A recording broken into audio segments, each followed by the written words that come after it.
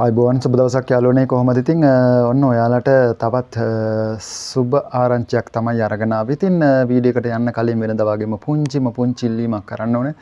තාමත් අපේ channel එක subscribe කරපු නැති කෙනෙක් නම් මේ තිරිය දිස්සන විදියට ගිහිල්ලා channel එක subscribe කරලා notification bell එකත් all දාලා තියාගන්න.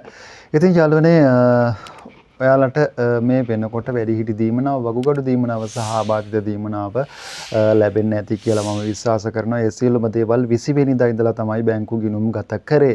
ඒ වගේම තමයි මම මේ වීඩියෝ එකෙන් ඔයාලව දැනුවත් කරන්නේ මැයි මාසයට අදාළ අස්සසුම දීමනාව කවද්ද ලබා ගන්න පුළුවන් වෙන්නේ කියලා. ඉතින් අපේ channel එක subscribe කරපු නැති කෙනෙක් නම් අනිවාර්යෙන් channel එක subscribe කරලා තියාගන්න. මේ වගේ තොරතුරු දාපු සැනින් වැදගත් තොරතුරු ඔයාලට බලා ගන්න පුළුවන් වෙන්නේ. එතකොට තමයි ඒ වගේම තමයි පුළුවන් තරම් මේ වීඩියෝ එක ඔයාගේ යාළුවන් අතරේ ෂෙයා කරන්නත් අමතක කරන්න එපා. ඉතින් ඔයාලට මැයි මාසයට අදාළ දීමනාව 4 සහ 8 කියන දිනයන් අතරතුරදී ඔයාලගේ සිස්ටම් වලට ඇතුළත් කරනවා. එතකොට ඔයාලට බලා ගන්න පුළුවන් වෙන්නේ 9 වගේ වෙනකොට තමයි.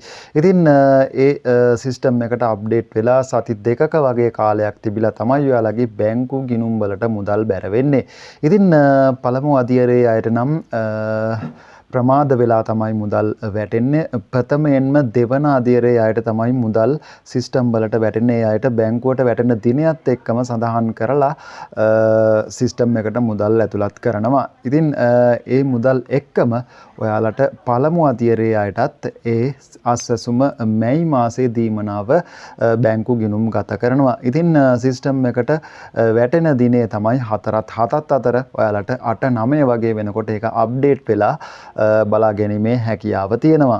ඉතින් ඒ වගේම තමයි සිස්ටම් එකට පෙන්නනකොටම මම ඔයාලව ඉක්මනින් දැනුවත් කරන්නම්. ඒ වගේම බැංකුවෙන් මුදල් ලබා ගන්න පුළුවන් දිනයත් ඉක්මනින්ම මම ඔයාලව දැනුවත් කරන්නම් රැඳිලා ඉන්න අපේ channel එකත් එක්ක. ඉතින් අසසුම සහ වැඩිහිටි දීමනා, ආබාධිත දීමනා, රජයේ ලබා දෙන සියලුම දීමනාවන් ගැන ඒ වගේම පාසල් ළමුන්ට හිමි වන දීමනා ගැනත් මේ channel එක හරහා ඔයාලට දැනගැනීමේ අවස්ථාව තියෙනවා.